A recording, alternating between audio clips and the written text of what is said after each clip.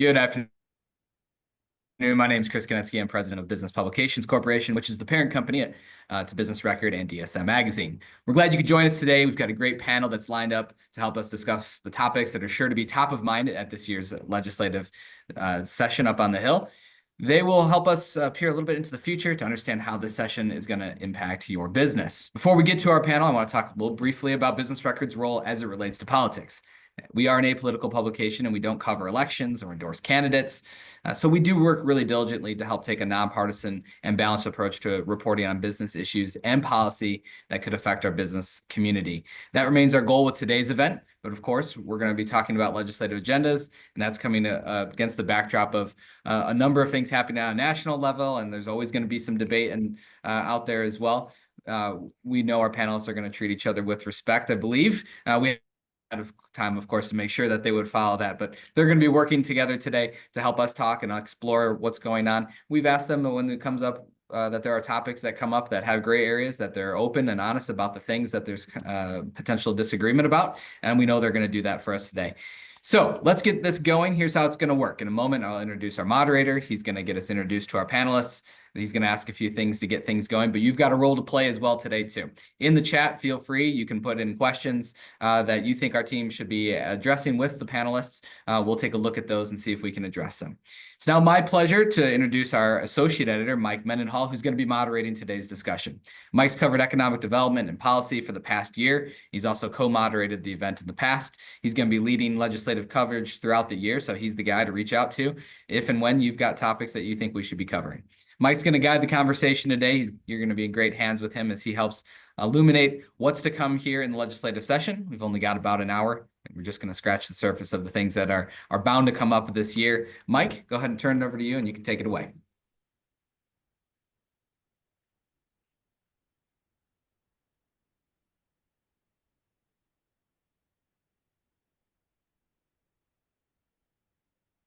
Mike, you good to go?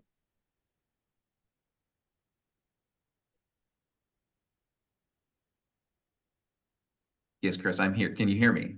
We got you. Great. Sorry. For a second, I thought I was pinch hitting today as our political reporter. So now we got you. We're ready to roll. Well, I'm gonna get up to bat here. So thank you so much, and thanks to thank you, Chris, and thanks for everyone attending this year's spotlight on the 2025 legislative session. I think we're going to have some fun today. We're here to help you all in the audience get an idea of the issues, policies, and topics that could ultimately be addressed by Iowa lawmakers this year. And we have a really great panel to help us do that. Without further ado, I'd like to introduce J.D. Davis. He's the Vice President of Public Policy at the Iowa Association of Business and Industry. We have Chelsea Hoy, the Director of Government Affairs with the Iowa League of Cities. Ryan Moon is joining us today, the Director of Government Relations and Public Policy with the Greater Des Moines Partnership. Joe Murphy, President of the Iowa Business Council. Mollie Ross, VP of Operations for the Technology Association of Iowa. And rounding out our panel today is Dave Stone. He's the Advocacy Officer for the United Way of Central Iowa. Thank you all so much for being here. Now, and just one other reminder, since all of us sitting on the panel today can't see any of you out there in Zoom land, please help give our panelists a warm welcome in the chat. And don't forget that if you have a question for one or all of our experts here today, go ahead and chat that in and we'll do our best to get to it over the next hour. So let's dive in. JD, I want to start with you. And this is our first question. What actions can lawmakers take this session to aid economic growth here in Iowa? Okay, thank you very much, Mike. And pleased to be here representing Iowa Association of Business and Industry. And for your subscribers, we're a 1,500 member association of manufacturers and other businesses in Iowa, all 99 counties. So we are really looking for a continuation story from the legislature for things that can be done for business growth in the state of Iowa. We have seen a very successful reimagining of the income tax system in the state of Iowa for both individuals, businesses that claim their income through the individual tax code, and for corporate income. which is a great way of spurring a pro-business and a pro-growth business climate in Iowa. So it'll be things that will leverage off of that, and of course we're going to get to it yet today. The next thing that we're going to talk about on the tax side, of course, is going to be property taxes, and really bringing a pro-growth sift or filter onto property taxes is going to be important too. At ABI, we are focused three main priorities. They match up with the growth agenda. It's taxes, it's workforce development, which translates into getting rid of those barriers to work, like workforce housing and childcare. Those are things that we'll certainly be working on. And of course, at ABI, we represent many highly regulated industries. And so lightening the touch of regulation in Iowa is another way that we can spur growth. Thank you, JD. Chelsea, you want to move on to you? Same question. What actions can lawmakers take this session to aid economic growth here in Iowa? Absolutely. Thank you, Mike. And I'm really happy to be here today. From the Iowa League of Cities perspective, we represent 843 very diverse communities across the state, from rural towns with populations of just 50 to regional metro areas like the Des Moines suburbs. The League's members span every county and district in Iowa with their own unique challenges, resources, and opinions of residents. This session, the Iowa legislature has the opportunity to promote economic development by supporting cities at the economic engines of the state. The League stands for maintaining self-governance, financial stability, economic development, infrastructure, and public safety, all of which are essential to attracting and retaining a workforce and encouraging businesses to invest here in Iowa. Cities are responsible for the foundational services that make economic growth possible: the sound infrastructure, clean water, reliable sewer systems, and public safety. These are not luxuries, they are necessities. However, frequent changes to the property tax system, as JD mentioned, 9 changes in the last 12 years, have created some instability for our cities, making it harder for them to do long-term planning. The idea of placing some additional caps on local revenues without providing alternative solutions undermines cities' abilities to grow at the pace that the business community desires. Investments in quality of life amenities, tailored workforce housing, and infrastructure are crucial to creating communities where people want to live and work. We also need to recognize that self-governance or local control allows each city, whether small farming community or a bustling metro hub, to respond to its unique challenges and needs effectively and efficiently. By prioritizing financial stability and supporting cities' ability to govern themselves, the legislature can foster economic growth that benefits every community. Thanks. Chelsea, thank you. And we're happy to have you with us too. I want to move on to Ryan. Same question to you. What actions can lawmakers take this session to aid economic growth? Absolutely. Thanks, Mike, and thanks to the Business Record for having the Greater Des Moines Partnership join. And we're happy to share our voice. I know a lot of you are familiar with the partnership, and but just quick overview. With Greater Des Moines Partnership, we actually cover 11 counties here in central Iowa that make up a little over 6,500 members and over 400 investors into our organization. And within the partnership, we have a group called the Government Policy Council. So the Government Policy Council is open to anyone that is a member or an investor of the Greater Des Moines Partnership. So if you want to get involved in our policy process, please let me know.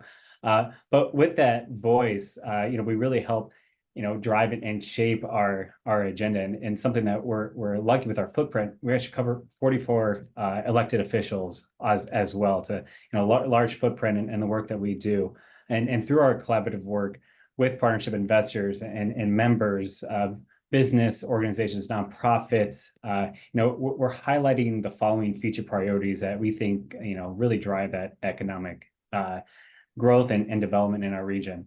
The first is, well, economic growth. And, a lot of those, no surprise, we're an economic development organization. But with that, we just want to be sure that, we are, competitive, we're pro-growth, region when we're working with tax policies and anything along those avenues. Next is, workforce readiness. We want to make sure our workforce is prepared for that growth in our region. And a lot of that workforce readiness includes, continue our work on registered apprenticeships, internships, many upskilling, work-based learning opportunities for our employees and our employers, and for our community colleges and schools. And in that same realm, childcare. There's been a lot of great work done on childcare, throughout the state, and we're very happy to see that. But we understand that this is still a challenge that still needs to be continue to be worked on up at the State House. Third is housing. This is something that we hear from all areas of our 11-county region, whether it's in rural parts of Adair and Guthrie counties to right here in downtown Des Moines. We'll continue working on that housing because we understand the importance of housing when it deals with economic growth. And the last piece, quality of life. Something we know we have a lot of quality of life already in our region, and that's why people move and they remain in this state.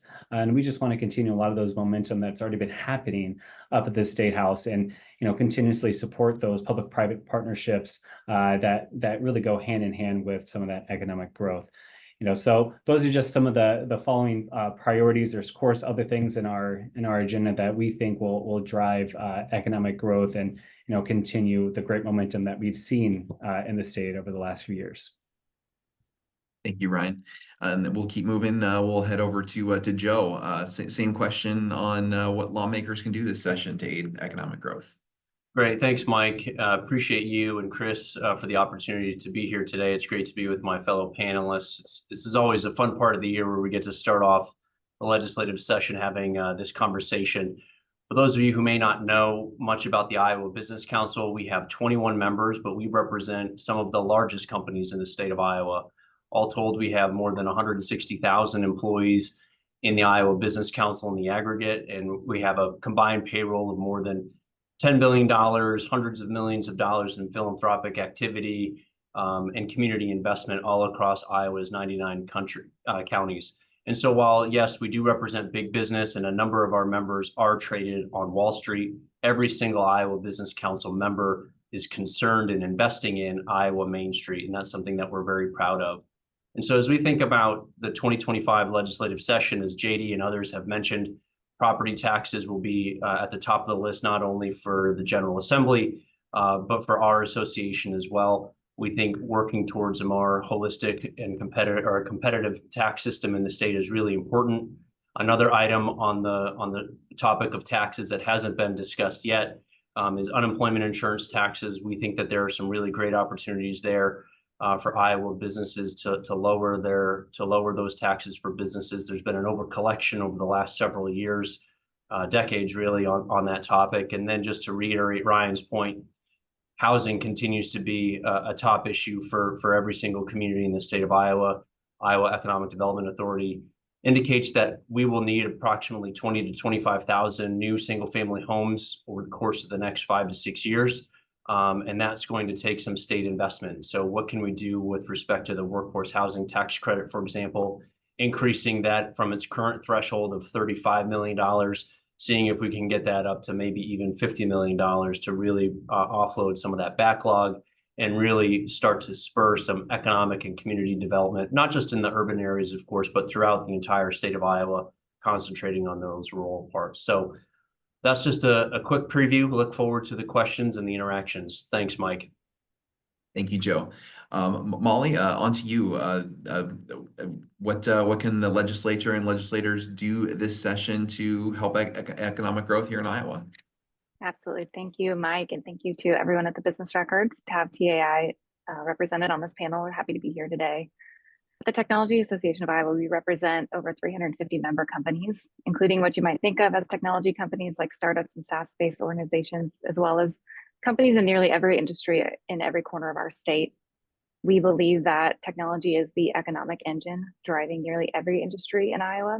And so if we want to see economic growth for our state, it is absolutely vital that these companies continue to be able to innovate and to lean into emerging technologies to build and grow their companies.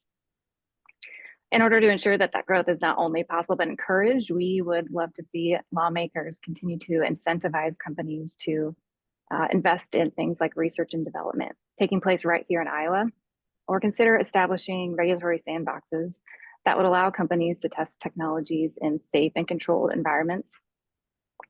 And we also know that access to capital can be a major roadblock for companies that want to start and headquarter their businesses right here in Iowa.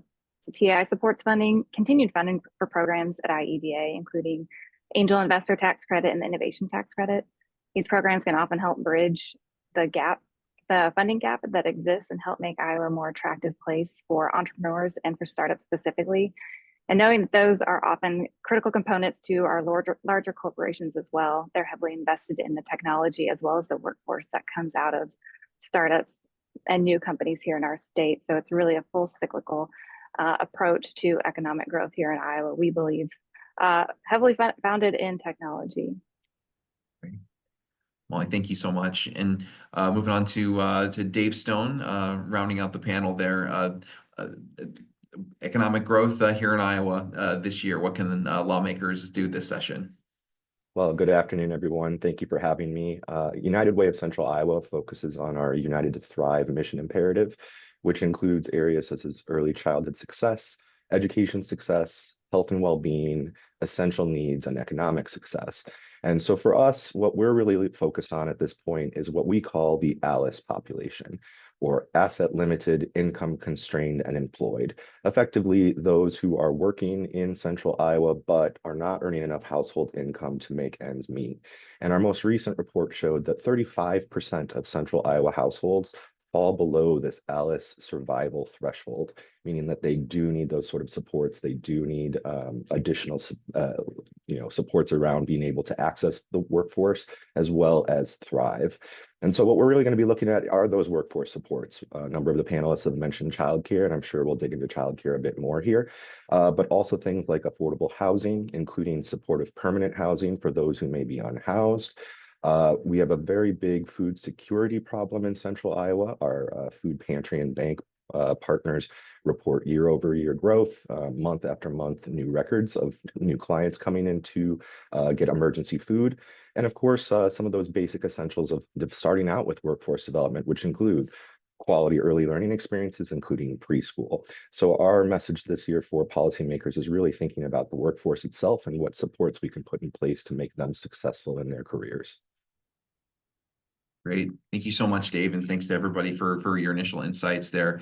I do want to, since many of you mentioned it, I do want to go ahead and start off our conversation with property taxes. I think that's it's been a stated priority of the governor as well as the House and Senate majorities leading up into the session. So I want to go ahead and start with JD and ask, what we've seen property tax changes in recent years in Iowa. What further changes to the property tax code are needed in your opinion or in ABI's opinion to make Iowa more competitive in business development and to have an impact on economic growth? Oh, I think you're muted, JD. Sorry about that, folks. Really, let me just go ahead. We are here now on the second day of the legislative session. The governor's going to unveil a program on a wide range of opportunities this evening. I'll just give you a little bit of where ABI is on the whole question of property taxes. And really, we think at this time of the session, this is when we encourage everyone to bring their ideas to the table. That includes those that receive property tax revenue. That is all classes of property. At ABI, we really represent mainly commercial industrial property.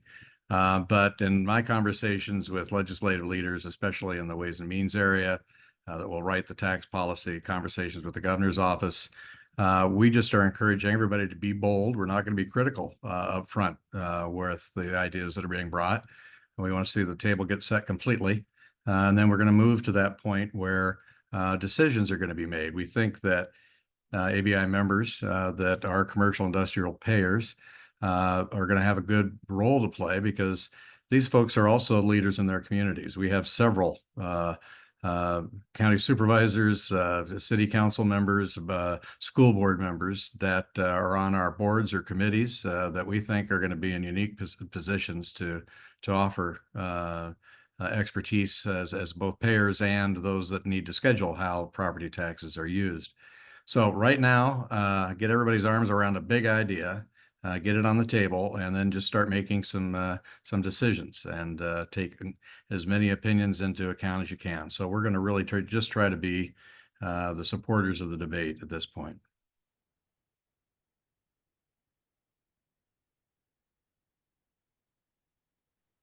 Sorry, thank you, JD. I wanted to, Joe, I wanted to send the same question to you, but then also to kind of add the caveat of specifically with commercial property tax rates. I know that's been a point of discussion amongst the business community. And so if you could talk a little bit about, what maybe you'd like, what the business council is hoping to see in both fronts, just in property taxes in general, but then also the commercial property tax rate in the session. And is there anything specific, any specific, numbers or areas that you think should be targeted in legislation? Yeah, absolutely. So, to JD's point, this begins a very long and deliberate and iterative conversation with the governor's speech tonight. And this situation that we find ourselves in property taxes is extraordinarily complicated. There are so many different variables that go into this, so many threads to pull on. And obviously, when you pull on one thread, it's going to tangle up something on the other side. And so there needs to be a nuanced policy conversation around property taxes. The Iowa Business Council is prepared to engage on that. Specific to the commercial side of things, look, we think that property taxes ought to be reduced.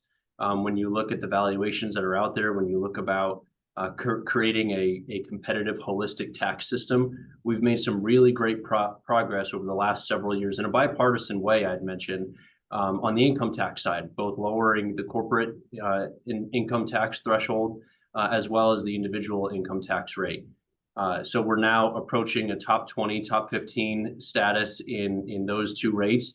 But when you look at the property tax climate, Iowa ranks 32nd in the nation on property tax climate. So not very competitive at all. And so we would really like to see the legislature look at rates in a holistic way, competitive tax rates in a holistic way, look at commercial property tax rates and how we can begin to lower some of that in a way that's going to not only add value back to the companies, but in a way that's going to enable companies to reinvest that savings in their companies, in their firms, into their workforce and their people, so that we can continue to create jobs and opportunities and economic growth for the state of Iowa and for every single Iowan. Thanks, Joe. I want to bring Chelsea into the conversation. Chelsea, similar question to you, but maybe also to if you could address kind of, how does the league see a way to alter property taxes without making it more difficult for cities and schools and counties to fund those quality of life services and amenities for residents? What's and can you kind of just discuss a little bit about what the league's position is on further changes to the property tax structure? Sure. Thanks, Mike. And yes, we expect a healthy debate and conversation about property taxes this year. And so that's the conversations we're having with lawmakers in the governor's office. Altering property taxes requires a balanced approach that considers both the desire for tax relief on the taxpayer and the necessity of funding essential services. Ultimately, Iowa has a population issue. So the league's position is that growing cities in particular should not be penalized for their success in attracting businesses and a workforce. Policies that cap revenue growth or impose arbitrary limits fail to account for the increased demand for services that comes with population growth. Additionally, we believe that improving transparency and communication with taxpayers is really critical. And that's something we're working on at the league. Cities and taxing entities can do more to help residents understand how their tax dollars are being spent and the value of those investments in their community. These dollars support essential services, infrastructure, public safety, quality of life amenities that attract and retain a workforce. When residents see their tax contributions as an investment in their community and in their community's future, they're more likely to recognize the importance of ensuring financial stability for our local governments. So supporting schools, roads, parks, all of these.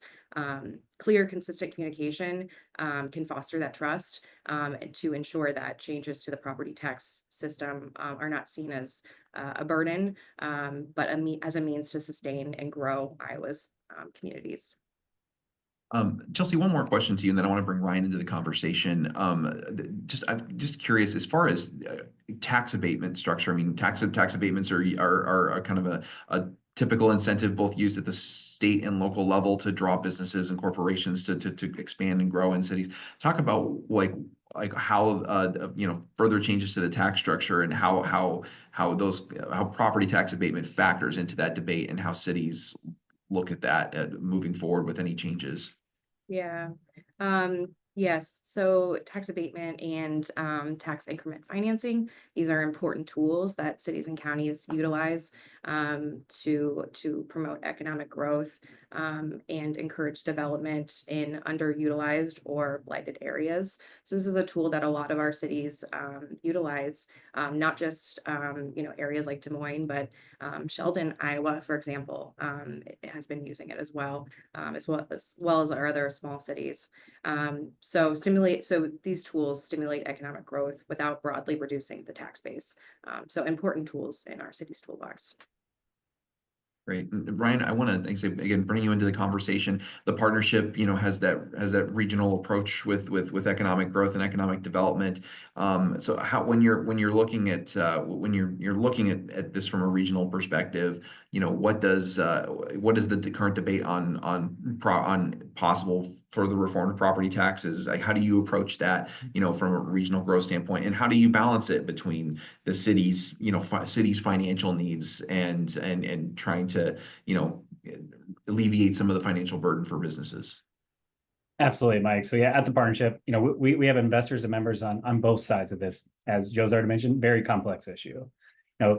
But that positions us to uniquely collaborate with those investors and members and help facilitate solutions that enable our cities and counties to pursue economic development and quality of life projects, but at the same time ensure our business community views our region as competitive. Pro-growth, as we've already mentioned, pro-growth policies will help ensure that our region and state remain that competitiveness.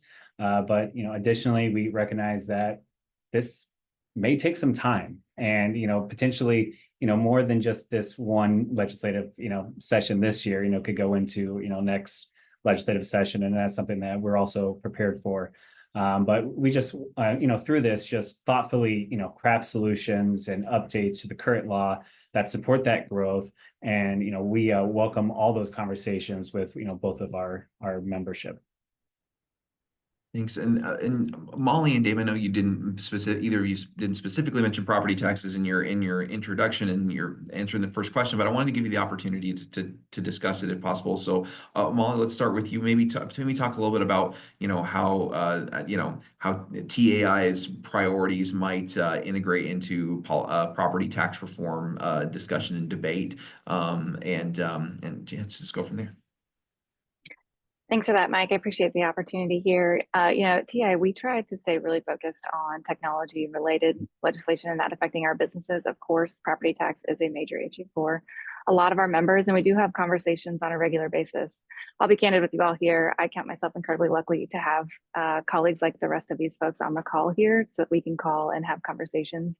We don't seek to be the experts in property tax, and we're here for the technology-focused conversations, and appreciate all of the support that we've received thus far for our members, and to be able to have part of these conversations. Thanks, Molly. And Dave, on to you. Sure. At United Way, we're really just focused on those essential services at the local level that, had already been previously mentioned. Property taxes fund, all of those things that we rely on: schools, county work, public safety, firefighters, libraries. These are all critically important. One more specific thing around property taxes that we've included in our 2025 legislative agenda is potential childcare center tax exemptions.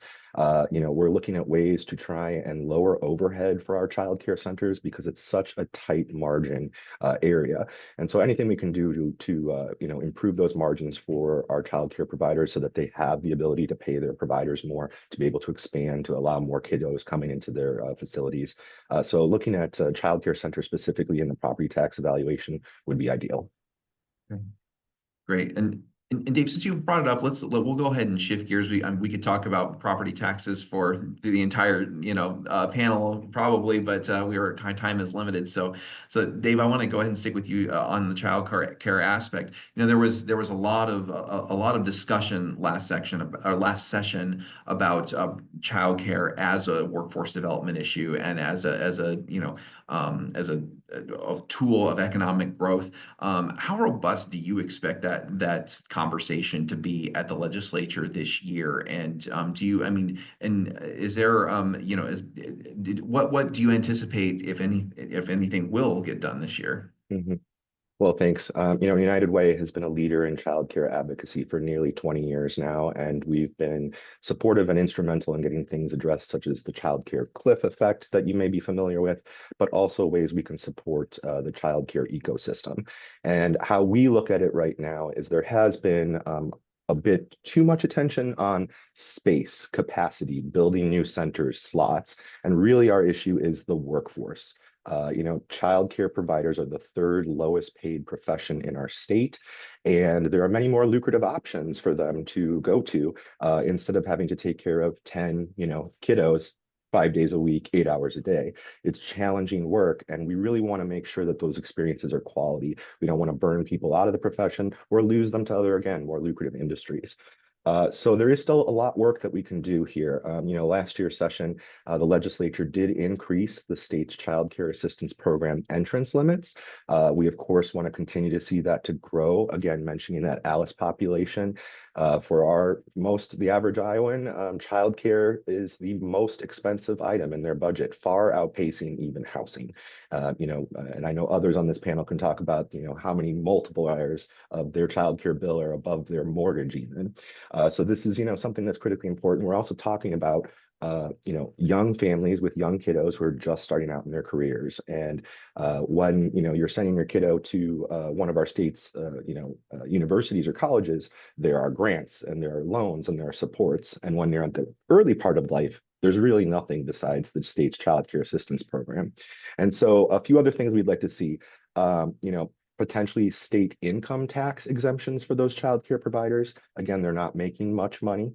They don't have a lot of tax liability, but that is a potential way for us to, at the back end, artificially increase their hourly salaries through a nice tax return. And anything we can do to take that pressure off of the centers to raise pay, because the only thing that those centers can do is raise the price for families, which we already know it's exorbitant for our families of all income levels. One of the things I think we'll hear potentially from the governor tonight is there has been a state pilot program running for those child care providers to automatically be eligible for the state's child care assistance program. That is a pilot right now. It basically says that if you are a child care provider, you're eligible to be part of that benefit program and pay a lower copay to be able to access care. At United Way, we know that there are child care providers who cannot afford to have their kiddo in their own employer's care because it's just too high for their budget. So we'd like to see that extended into permanent law. Further, one of the big things is last session, the legislature in increasing reimbursement rates, which we appreciate. We still have a lot of work to get there because those reimbursement rates are still not at the actual cost of care. We're still below the actual cost of care. But also in that bill, the state raised the weekly work or education hourly requirement from what was 28 hours a week to 32 hours a week.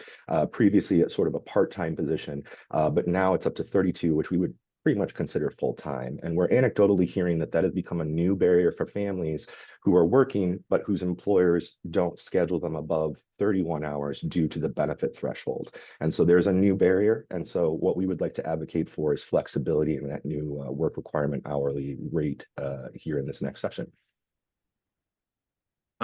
Ryan, same question to you. in regards to childcare. I know that that's, you know, a continued priority of the partnership. So if you could talk a little bit about that, and then also too, maybe if you could talk about as well, you know, just if you kind of just out of observation, looking at like at all of the plethora of organizations and advocacy groups in our state, it appears that, you know, childcare is not as highly mentioned this year as a workforce development issue as it used to be. So maybe if you could talk about that and kind of how you see this conversation about childcare as a workforce tool moving forward this session. Absolutely. And yeah, I think Dave, you're definitely talking about me when you're on our panel, talk about how, yes, my childcare is more expensive than my mortgage. And while it's important to tell personal stories to legislators and lawmakers, it's also important that I know this is the same thing a lot of our members and business organizations are facing that reality.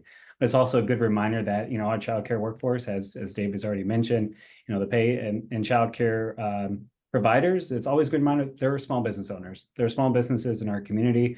And, you know, and Mike, why you say we've seen a lot of great work done by the governor's office and the task force on childcare initiatives over the last few years, as I've already mentioned in my opening remarks. But I've also seen a lot of new organizations and new faces are now talking about childcare. You know, there's folks in the agriculture, you know, trade associations that are now, their members are talking about it, because this is impacting every part of our state. It is impacting our urban centers to our rural parts. You know, you know, when we travel through our 11 county region, this is definitely still a major priority that our members are constantly talking to us about. And as you said, this is so important to the workforce. I could not be here, could not do the work that I do. My wife could not do the work they do if we did not have our incredible childcare providers. And we'll continue supporting efforts. And, you know, we're always open to creative solutions and just having conversations to expand, you know, of course, childcare slots, but, you know, just the addressing the need for more of those workers. And, you know, one specific example was the same one that Dave brought up around, you know, the property tax formula change for childcare providers, which would tax commercial childcare centers at residential rates. And these savings could assist with hiring, could, you know, assist in, you know, bonuses or raises or even efforts to, you know, work on their childcare center. And we understand that this is, you know, one small, tiny, or we say it's small and tiny, but it can have a massive impact on our workforce and our childcare centers. But, you know, this is something that had movement in the House last year. It passed the House 94-1, and we're hoping to continue that movement and through the House again, and then hopefully through the Senate. But, you know, this is something that, you know, we, of course, we work with Dave, but we work with all of the folks here in this call on a lot of those pieces of legislation to, you know, just ease that burden on our workforce families to ensure that people are able to go to work and, you know, continue to contribute to our great economy. Great. Thank you, Brian. And Chelsea, I also wanted to ask you too, from the perspective of the cities, you know, of course, access to childcare for workers in smaller communities has always been an issue and been a topic. Can you talk a little bit about maybe kind of you know, are there any of these policies or legislation, the piece of legislation that we've discussed here so far that you think the league thinks that their members could benefit from and that really could, you know, could benefit workers in smaller communities? Yeah, absolutely. Everyone at the city level also largely has families. Childcare affects everybody, city employees and beyond. So yes, we are very supportive and know that this is an issue that we hope to see action on this year. And there's been really great work the past few years. Cities often engage in public-private partnerships with childcare providers and are doing some really great work to increase availability in our cities. And so, yes, we are very supportive of a lot of the ideas that have already been mentioned and will work with our partners on that.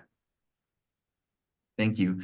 I want to go ahead and move on real quick to to AI. AI is a topic that's constantly discussed, amongst our audience, both both folks that are kind of in the corporate space as well as the industrial space. I mean, and so I wanted to start with Mollie in regards to AI.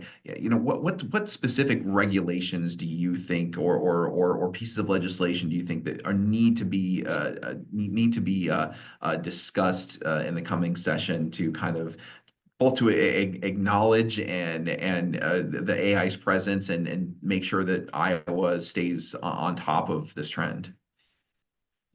Yeah, thanks for that, Mike. You're right. AI is seemingly a hot topic of conversation just about everywhere, including our state capital these days. We've spent a lot of time over the last year and a half or so talking about AI and really working to bring everyone to a consensus on what it is we're even talking about. When we talk about AI and legislation specifically, there's definitions from all over the place. So first and foremost, we think it's really important that we help legislators come to a consensus on what artificial intelligence is. I think you all know that various forms of AI have been deployed in companies across our state for years. And so the last thing that we want to do is suddenly hamstring companies and have them moving backwards from technology that they've come to rely on and have been using safely for a long time. So from there, I think that sometimes there's an effort to be done for lawmakers to consider what laws are already on the books when we talk about harms from AI or other technologies. Often I think there is opportunity to consider current code and whether there's opportunities to amend with terms along the lines of it to include machine generated content or decision making. I think these can make for far more efficient action, likely quicker protections from potential harms for Iowans, and hopefully avoid some of the potential unintended consequences that could come when we're trying to legislate something that is moving so quickly. You mentioned regulation. When it comes to regulation, just given the nature of the technology and the speed that it is evolving and the businesses and the ways that they're deploying it, I think that really should happen at the federal level, frankly. Starting to create a patchwork of laws across the country is really, really risky for not only for businesses, but for consumers as well. That just invites a lot of gray space and risk. At the state level, though, I do think there's plenty of opportunity for Iowa lawmakers to focus on ways that Iowa can remain competitive. I mentioned earlier, ensuring that companies have the ability to innovate and to lean into emerging technologies. And AI is kind of the primary example of that right now. We want to ensure that companies can be competitive and not all of a sudden have their hands tied or be held back relative to their competitors in neighboring states. We want Iowa to lead in this space. I think we have real opportunity to lead in this space. We have with technology in the past, and we have all of the resources here to do so. So when we think about AI, we really want to encourage lawmakers to take a positive look at it and help us figure out how we can be a leader in this space. Thank you, Mollie. Appreciate that. JD, I want to go to you too on this question. So, I mean, clearly, AI integration is starting to become, prevalent in our manufacturing industry, especially when you're talking about efficiencies and automation. I guess, JD, can you talk a little bit about where ABI stands on the legislature getting involved in kind of like Mollie said, defining AI Sure. and yeah. Mm-hmm. Mm-hmm. Yeah, and I guess it must have been 18 months or 2 years ago when we were probably first approached with someone who had an idea of how to harness artificial intelligence and do a piece of legislation to try to figure out how to put boundaries around it and everything. And that caused us to look internally and find out, well, just exactly where are our members on this right now. And so we went out to talk to them, and the results were surprising. There is a high level of regard for artificial intelligence being brought into the manufacturing process and other industries we represent. And the number one focus that they encouraged us to talk about was we need AI workforce. We need people that we don't have to go out and hire a consultant to figure out how we might put applications into our businesses. We would like to embed those folks in our businesses so they can see our operations, understand how it works, become a trusted boardroom person that we can talk to about how we're going to leverage and do these things. So when lawmakers turn to ABI to talk about AI, what should we do? It's going to be, let's go. Let's figure out how to use our education institutions to get these people in front of us. And as Mollie's saying, she's at the heart of this. But if we can figure out how to leverage Iowans and their work ethic and their high education levels to really see if we can win this game, that's where ABI members are. Thank you so much. And I want to go ahead and keep the conversation moving. And one of the things that we've heard a lot about as well recently is kind of reform to possibly to unemployment insurance, and particularly employers' role in helping fund that. So JD, I want to stay with you, kind of, how are, current costs for Iowa's safety net when it comes to unemployment insurance, how is it affecting Iowa businesses, and what changes, are you either proposing or the legislature take on, or what are you expecting this session in terms of unemployment insurance? Sure. And I think the governor introduced a comprehensive bill a year ago, and I think that's probably going to be the vehicle that gets used for further work this year. And for your subscribers that are tuning in, the unemployment system in Iowa is best thought of as an insurance program. Every employer pays a premium into a trust fund, and anybody that finds themselves unemployed for no fault of their own is going to receive benefits out of that program. So the very first thing that we need to do when we're looking at an insurance program is making sure that premiums meet benefits. Make sure they're not short of what the benefits need to be. Make sure they're not long. And so when you take a look at that, you see that Iowa has a trust fund that's going to go over the $2 billion mark when the benefits that are paid in any one year are around $200 million, and premiums that are collected are around $400 million. So there's a right sizing that presents itself there to make sure that we continue to pay the benefits we do. Nothing in the governor's bill a year ago changed benefits. We've had a very successful change in the unemployment system in that we are now providing help to the unemployed in the very first week they're unemployed. And we let them know of these 58,000 jobs that are open in Iowa at any one time, which ones are in their area and geographically and in their area of expertise. Letting people know about opportunities to upskill at the moment they find themselves in transition. Through doing all of that, we have the unemployment period that people spend on unemployment after losing a job down under 10 weeks, which is a great accomplishment. We're cutting it by about a fourth, knowing that these are all people that have been pushed out of the workforce and they're wanting to get back in. So we think we're doing the right thing on the benefits side. We don't want to take anything away from folks, but we do think that the premiums ought to match the benefits paid. Thank you, JD. And Joe, I want to bring you into that conversation as well. Same question to you. What do you expect to see from the legislature this year on unemployment insurance, and kind of so start there.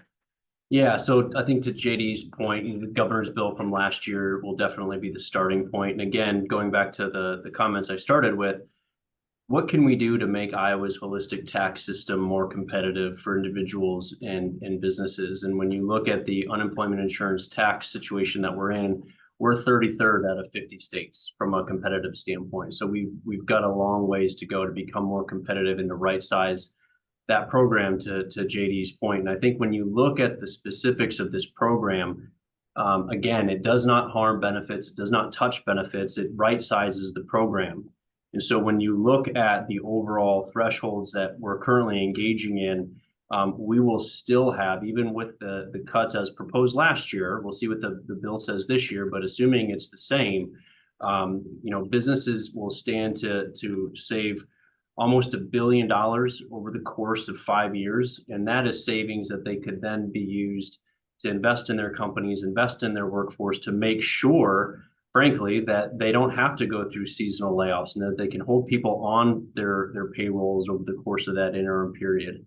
The other thing I would say, the bill last year, not to get too into the weeds, last year the bill reduce the taxable wage from by about half, going to $19,500. That taxable wage is really important because it reduces, again, that burden for businesses on what they're taxed at. But even if we go to that new taxable wage rate, Iowa will still be an outlier in the Midwest. Will still be the second highest taxable wage on unemployment insurance. And so we have a long way to go here. I think it's a really important reform that the governor is right to propose and that the legislature is right to take a look at. Again, what can we do to make our holistic tax system more competitive and making sure that businesses have every available dollar to reinvest back into their companies and back into their workforce? Thank you. I want to bring Dave into the conversation before we pivot quickly to housing before we're out of time. So, Dave, same question to you, but also too, if you could talk a little bit about how do you make reforms to the unemployment insurance system without without negatively impacting the social safety net for workers? What can you talk a little bit about that? Well, thanks. Unemployment is one of those critical safety nets for our workforce. Some of the changes that have been made have tightened it up for those workers who would want to look to upskill. The limitation on how many weeks of benefits they get. You're really only talking about being able to get a short-term credential in that time, which can be a great entryway and a career pathway for a new career. Really, we just want to make sure that that safety net exists for workforce. We know that there are seasonal workers like construction workers that have struggled in this as well. Over the winter when they can't work, they typically would access those benefits since their busy season is obviously Iowa summer. So really that's our position, is making sure the safety net still exists and that we have at least those critically basic supports for our workforce to make sure that they can get back into the workforce and again, potentially have enough time to do a program, a certificate, or non-degree credential. Great. And Mike, just to reiterate that point, again, no one's talking about reducing benefits or shortening the length of time on benefits. I think that's a really critical point for people to understand. We're talking about right-sizing the program. We're over-collecting on unemployment insurance benefits from our perspective. And when you look at the numbers and when you look at the projections in year 2030, the state would still be having a trust fund balance of just under $2 billion, where the total projected UI benefits would be about $320 million.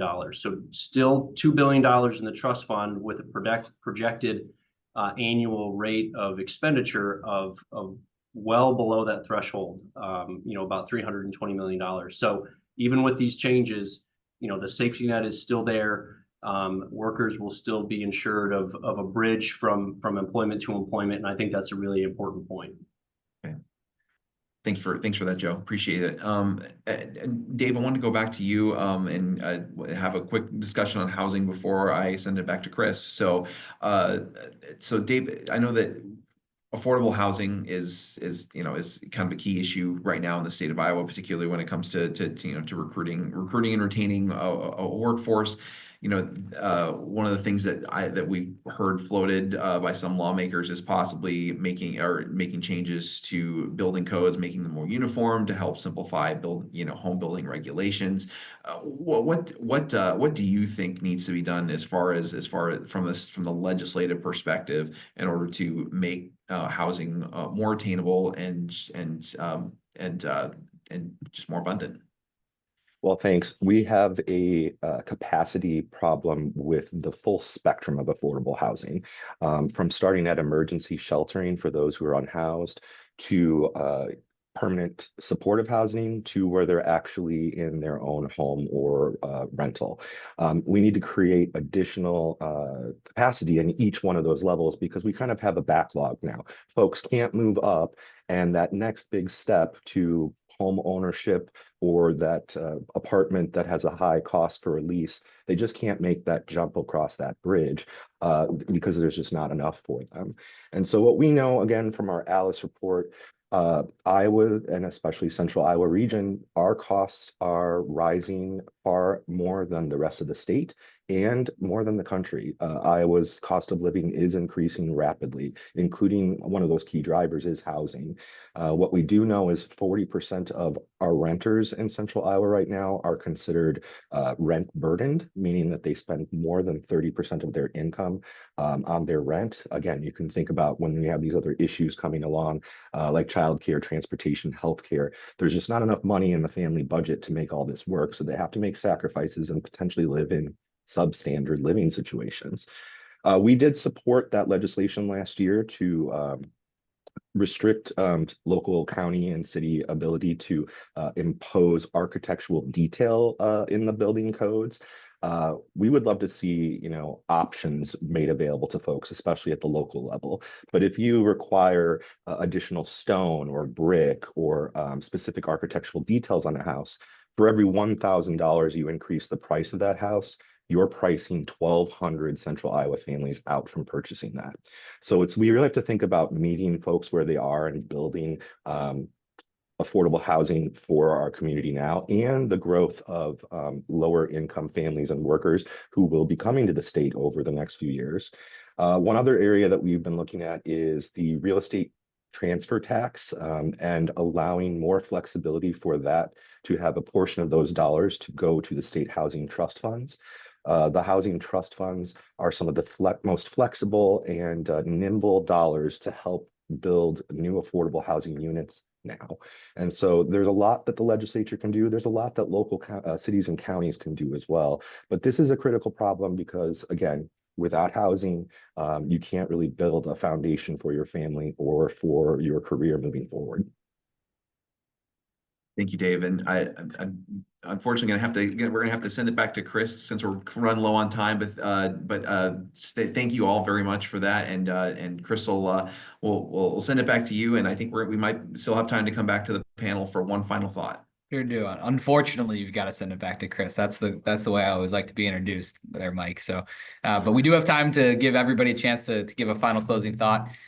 Before we do, though, if you've enjoyed today's event, we've got a number of things coming up here over the next month or so. Two that I'm going to highlight for you today. Economic Forecast is on Tuesday, January 28th.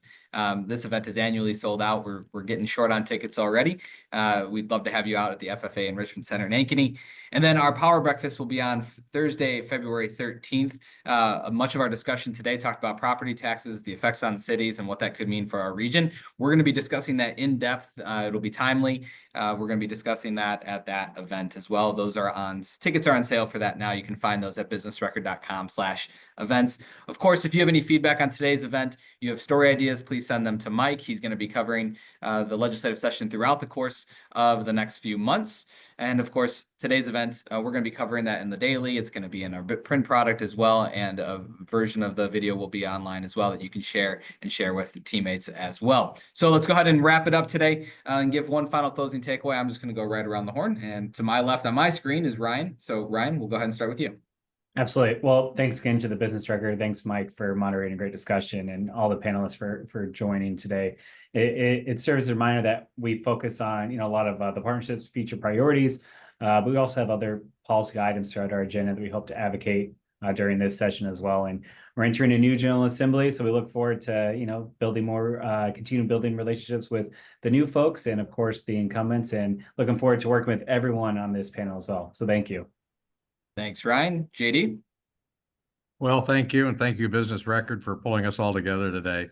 It's day 2 of the legislative session. Right now, anything is possible. It's really an uplifting moment before we get into things. And ABI will be advocating for tax policy and for workforce development and regulatory relief. And we think we're poised to get a lot of good work done this year. So looking forward to working with everybody here on the panel.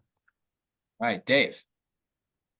Well, thanks to the panelists, great conversation, and thanks to the Business Record for having me. I think what we'll be focused on are what I consider daily issues.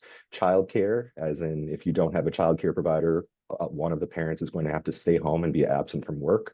affordable housing, in which you have to have safe and quality housing to live in on a daily basis, and food security, because as we all know, we get hungry every day. And so really those three issues, we can't, push them out weeks or months. It really has to be something we address right away, because without those three critical supports, our families are going to struggle and not thrive. Thank you all. Thanks, Dave. Chelsea? Thank you, Chris, and thank you for having me today. So on behalf of the league, we look forward to continuing to prioritize collaboration, innovation, and long-term solutions that empower our cities to thrive and drive growth across our state. It's going to take all of the organizations and entities on this call to come together to build a stronger and more resilient Iowa for the future. Thank you. All right, Mollie? Thanks, Chris, and thanks again to the Business Record, to all of my fellow panelists. It's always a great conversation to kick off the year. I appreciate the opportunity for TAI to be represented here. It's real clear after this conversation and those we continue to have that there are a number of things that our state needs to work for, a number of challenges, but a number of really exciting opportunities as well. We look forward to partnering with our state legislature, with the organizations on this call and those across the state to find ways that we can lead our state forward. I think there is opportunity and abundance in our state to be a leader, specifically in technology, but in plenty of other industries across our state. Look forward to continued partnership to find those. All right, Joe, go ahead and round us out. Thanks, Chris. Appreciate the chance to be a participant today. I would just say get involved in the process. It's sort of an insider tip I think you all are aware of, but this is a brand new General Assembly. There are a number of new legislators that were just elected a few short weeks ago that are now involved in their first legislative session, including many new representatives and senators in the central Iowa area. So reach out to them, establish your relationship with them now and early. That will pay dividends to you personally and to your organization, and just share your perspective on how these proposed laws, proposed policies will impact you and your team. So please take the time to do that in the coming weeks, and appreciate the conversation today. Well, thank you again to our audience for joining us today and taking the time to discuss and learn a little bit about what to expect here in the months ahead.